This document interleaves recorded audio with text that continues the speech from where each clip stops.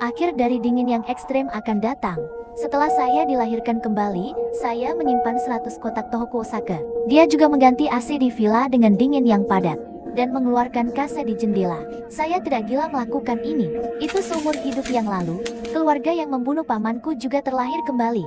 Setelah mendengar sepupuku mengatakan ini, bibi itu berbalik dan memasuki villa, berhenti menonton adegan kejam ini. Setelah beberapa saat, sepupu saya juga memasuki villa. Kalian semua binatang, aku tidak akan membiarkanmu pergi jika aku hantu.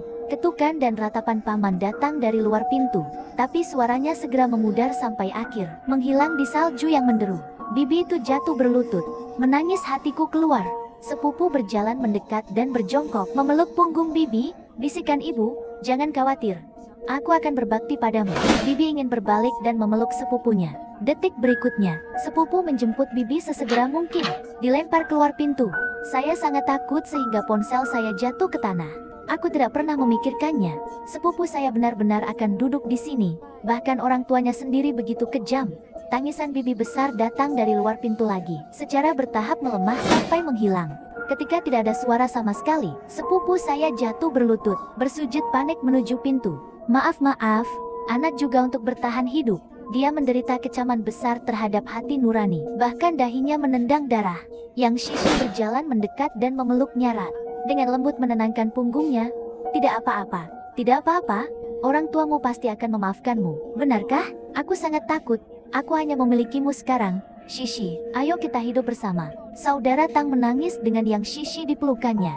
Yang Shishi menenangkannya diam-diam, hanya dari perspektif pemantauan. Melihat kekejaman di mata Yang Shishi, mata yang sama seperti saat dia menggangguku di SMP, dan aku sedang tidak enak badan, mulai mengurangi jumlah pemantauan. Di hari-hari mendatang, saya hanya makan, tidur mengejar drama. Saya dulu menantikan untuk makan dan tidur seperti ini, tidur dan makan hidup, tapi itu benar-benar terjadi pada saya. Saya baru menyadari bahwa hari-hari ini benar-benar bukan untuk orang-orang.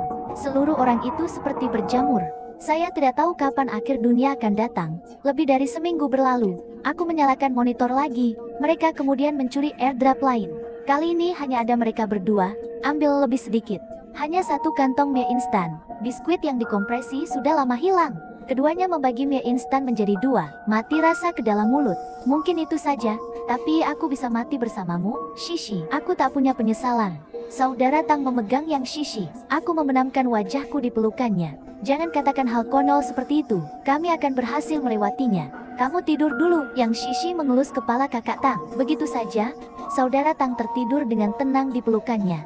Sayang, sepupu Jian tidak bangun untuk waktu yang lama. Yang Shishi tiba-tiba mengungkapkan cahaya ganas. Siapa yang mau mati bersamamu? Aku akan memberitahumu apa. Saya ingin hidup dengan baik.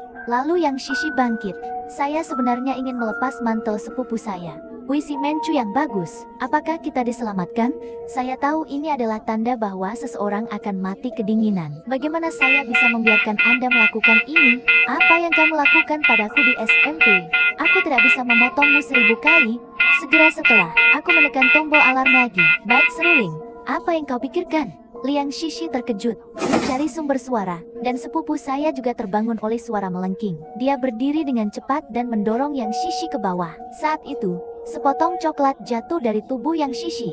Akhirnya, mata sepupu terkunci pada coklat di tanah. Kenapa kamu punya coklat? Itu sayang, coklat ini saya ambil dari airdrop. Aku baru saja akan memanggilmu untuk makan.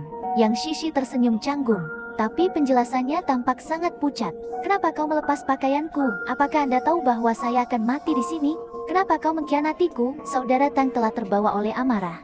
Tidak ada cinta di mataku. Sebaliknya, hanya ada kebencian yang tak ada habisnya. Mari saya jelaskan. Bukan itu maksudku. Yang Shishi gemetar ketakutan. Mencoba pergi dari sini. Tanpa diduga, dia tersandung Tohoku Osaka di tanah. Jatuh lurus ke bawah. Aku sangat mencintaimu. Aku bahkan membunuh orang tuaku sendiri untukmu. Tapi bagaimana Anda membalas saya? Saudara Tang mengikuti. Duduk di atas Yang Shishi. Tahan dia diam. Jangan memohon padamu untuk mengampuni hidupku. Sayang, bukankah kamu paling mencintaiku? Tidak. Saudara Tang telah kehilangan semua kewarasannya. Detik berikutnya, dia membawa Tohoku Osaka langsung ke samping. Pukul kepala Yang Shishi dengan keras. Sekali atau dua kali, 3 pukulan mengenai daging dan darah Yang Shishi. Dan pada akhirnya, itu mati. Aku memegang monitor, tangan gemetar. Tiba-tiba sepupuku berbalik, menatap lurus ke pengawasan. Saya melakukan kontak mata dengannya. Itu membuat kulit kepala saya kesemutan. Anda bisa melihatnya lagi di bulan Juli, kan? Pasti menyenangkan melihat kita saling membunuh, bukan? Aku pasti akan menemukanmu hidup. Aku akan membuatmu membayar.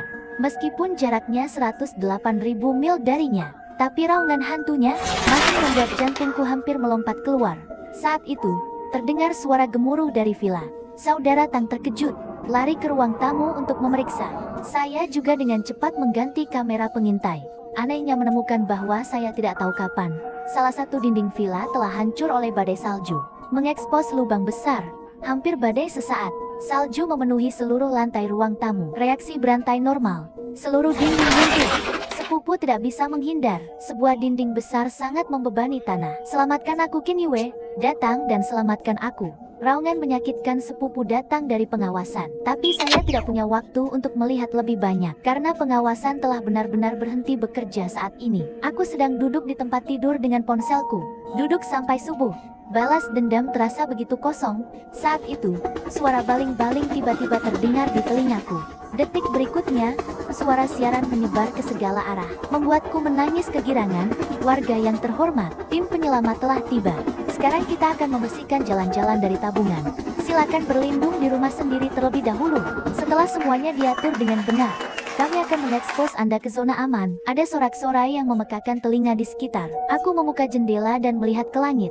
Helikopter yang jauh, keluarkan raungan yang telah lama terkumpul. Akhirnya disimpan.